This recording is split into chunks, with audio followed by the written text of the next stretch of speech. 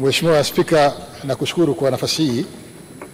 Naomba kwanza nimpongeze Mheshimiwa Naibu Waziri kwa majibu yake mazuri ya maswali yote mazuri ya Mheshimiwa Bunge. Lakini nimshukuru Mheshimiwa Matar na Mheshimiwa Spika wewe pia pamoja na Mheshimiwa wabunge wote kwa kunipongeza jana na leo kwa kuweza kuchaguliwa kwenye nafasi ya makamu wa rais wa Baraza la Mazingira Umoja wa Mataifa. Mheshimiwa Spika, naomba niongezee sasa kujibu maswali ya Mheshimiwa Bunge kama ifuatavyo. Kwanza, Mheshimiwa Spika, ni dhahiri kabisa nafasi hii ambayo tumeipata inachangiwa na kazi kubwa na mafanikio makubwa na heshima kubwa ambayo rais wetu Dr. Samia Suluhu Hassan na nchi yetu iliyojenga katika jumuiya ya kimataifa ndipo ikawezesha kuweza kupata heshima hii ya kuweza kupata nafasi hiyo. Lakini kupitia nafasi hiyo tunaweza kunufaika katika masuala mengi.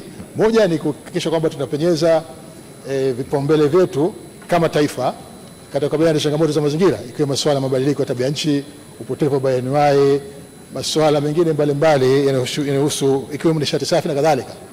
Lakini hiyo pia itatusaidia kuweza kunufaika na fedha mbalimbali, fursa za kifedha kupitia mifuko ya mazingira kwenye jumuiya ya kimataifa. Lakini Mheshimiwa Spika, Mheshimiwa mbunge wa Mbulu aliuliza swala la Ziwa Babati.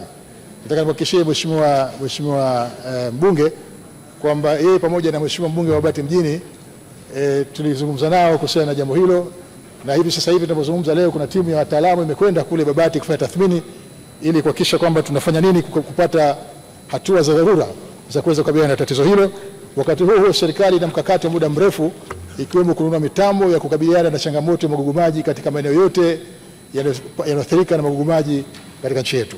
Kwa Mheshimiwa Mwenyekiti, hatua za kwanza dharura tayari tumeanza nazo leo, lakini baada ya muda si mrefu tayari tutapata fedha kupitia serikali kuu kupitia hazina ili tuweze kupata mitambo ya kukabiliana na tatizo hilo. Mheshimiwa Spika, nakushukuru sana.